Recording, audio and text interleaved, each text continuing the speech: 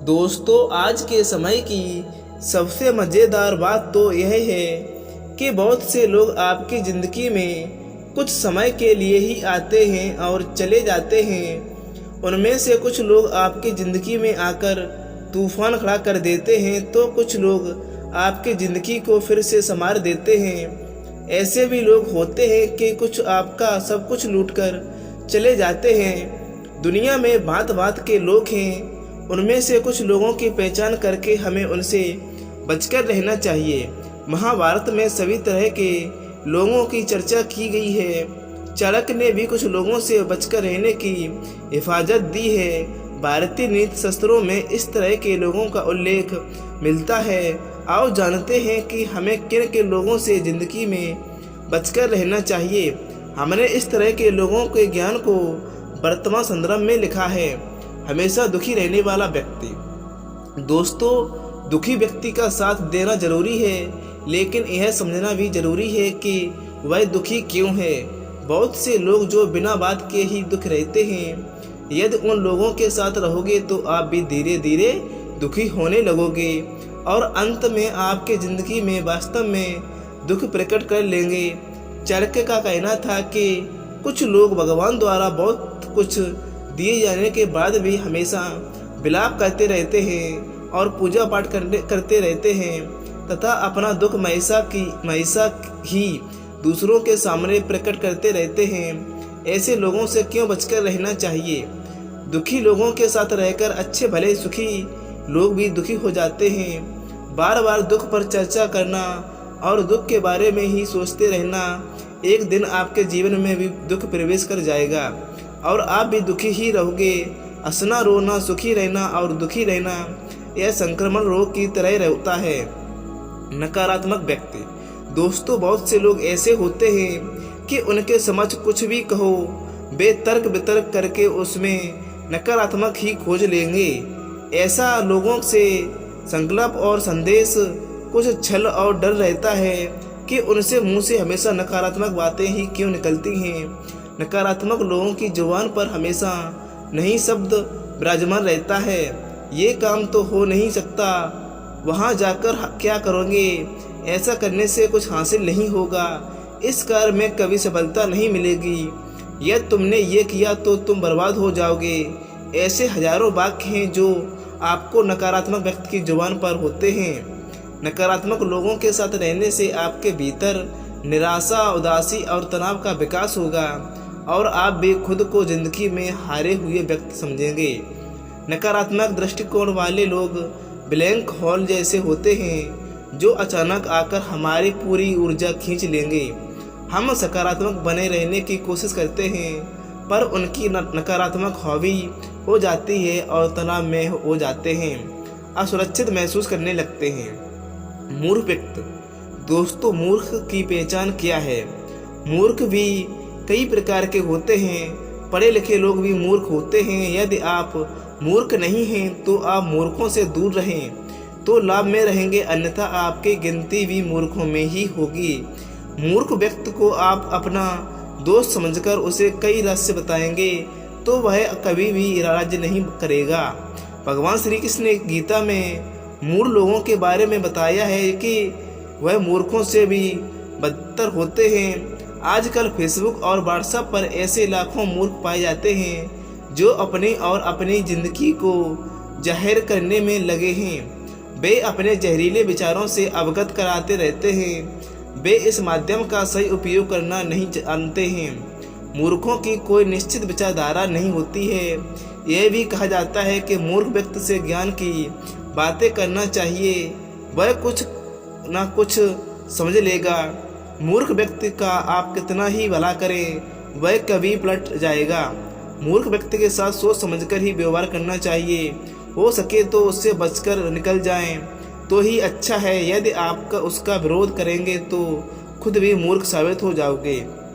पढ़े लिखे मूर्खों से समाज और राष्ट्र का ज़्यादा नुकसान होता है।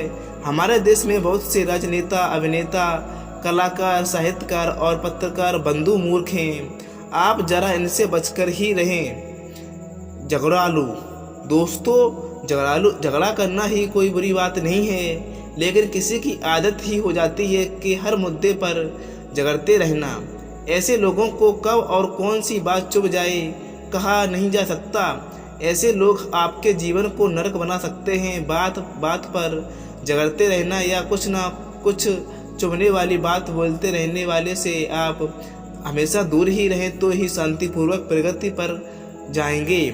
झगड़ालू व्यक्ति खुद की जिंदगी में जहर तो घोल ही देता है, साथ ही वह दूसरों की जिंदगी में भी जहर घोल देता है। ऐसा व्यक्ति खुद को हर जगह सही साबित करने का प्रयास करता है और जब वह तर्कों या तथ्यों में हार जाता है तो तुरंत ही झगड़े पर उतर आता है।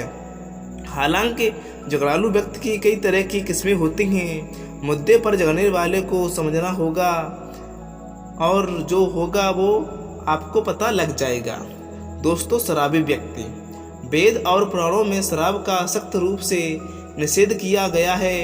आप सोच रहे होंगे कि शराब पीने से क्या बुराई है।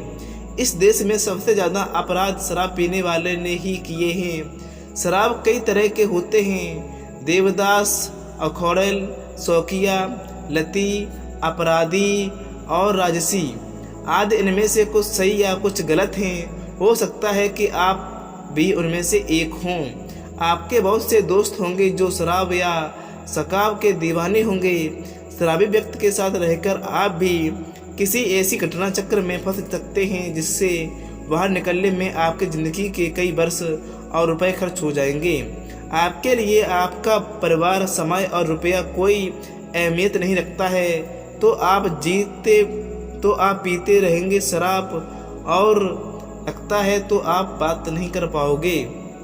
हालांकि आप यह भी तर्क दे सकते हैं कि शराबी जो घर में बैठकर चुपचाप पी कर सो जाता है वह बुरा थोड़ी ना होता है। ऐसा कई सत्कारों और राजसी लोगों को आप जानते ही होंगे। लेकिन आपको शराबी का मनोविज्ञान भी जान लेना चाहिए। शराब का दिमाग पर कम से कम 3 से 4 दिन तक असर रहता है और यह आपकी सोच को पूरी तरह से बदल कर रख देता है। आप इस तरह पर विश्लेषण कर सकते हैं। यह आपके होश पर स्थिर निरंतर गिराती रह जाती है और अंत में आपका दिमाग बगैर शराब पिए भी कंट्रोल नहीं हो सकता है। दोस्तों, मीठी छुरी या बगुला भगत। क्या आप अपने दोस्तों की पहचान करना चाहते हैं?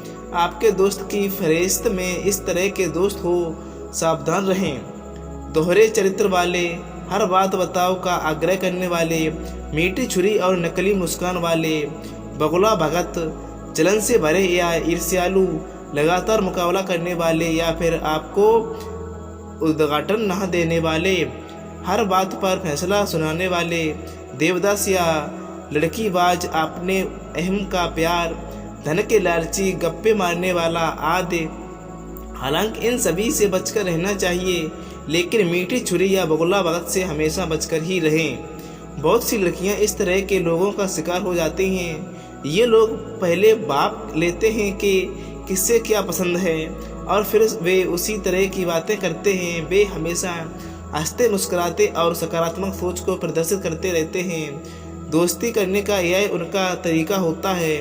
ऐसे लोग बड़ी मासूमियत से आपकी ज़िंदगी का हिस्सा बनते हैं और आपकी अच्छाई का फ़ायदा उठाते हैं और जब तक आपको होश आता है वे आपका फ़ायदा उठाकर निकल जाते हैं। हालांकि उनमें से कुछ का मकसद कुछ और भी रहता है। अपने विचारों में लिपटे ये लोग आपको आपके परिवार के प्रति विद्रोही भी बना सकते हैं या हो सकता है कि इनका मकसद आपकी शादी करना हो। घमंडी। दोस्तों, ऐसे कई व्यक्ति हैं जो कुछ नहीं होते फिर भी घमंड पाले रहते हैं और लोगों पर जबरन रौब झगड़ा करते हैं। ऐसे भी कुछ लोग हैं जो बहुत कुछ लोग होते हैं, उनके पास धन, पद और सम्मान सब कुछ होते हैं और इसी से वे घमंड करते हैं। दोनों ही तरह के लोगों से बचकर रहेंगे तो फायदे में रहेंगे, अन्यथा ये लोग आपको हीनता पर बोध कराते रहेंगे और आपको हरदम नीचा दिखाते रहेंगे।